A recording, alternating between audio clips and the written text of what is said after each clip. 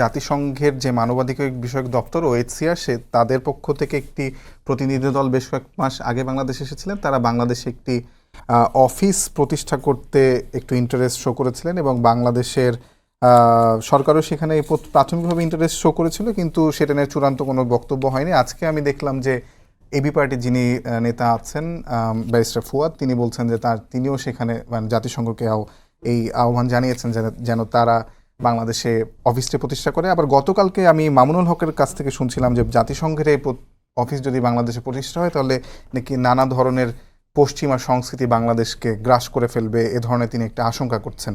আপনি আসলে এই বিষয়টা নিয়ে কি মনে করেন? না, এই ধরনের অফিস হলে আমাদের বিরাট ক্ষতি হয়ে যাবে তাই মনে করি না।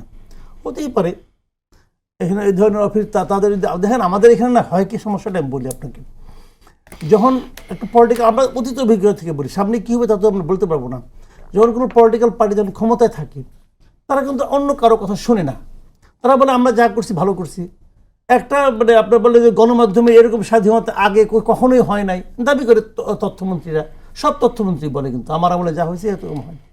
আবার যখন বিদেশের থেকে কোনো একটা পর্যবেক্ষক দল আসে, তারা যখন একটা করে তাদের একটা রিপোর্ট দেয়, ফাইন্ডিংস দেয় যে আমাদের এখানে এই অবস্থা, দুর্নীতিতে এই অবস্থা, তখন তারা সেটাকে অস্বীকার করে, কিন্তু এটা বানানো রিপোর্ট এরকম বলে।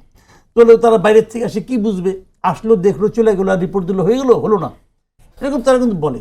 তো আমাদের এখানে যে জাতিসংঘের একটা অফিস হয় এখানে, আমি এতে কোনো নেগেটিভ কিছু দেখি না। জাতিসংঘকে আমাদের এখানে কালচারালি কি করবে আমি জানি না। মামুন সাহেবের কোথায় আতঙ্ক আমি বুঝতে পারি না।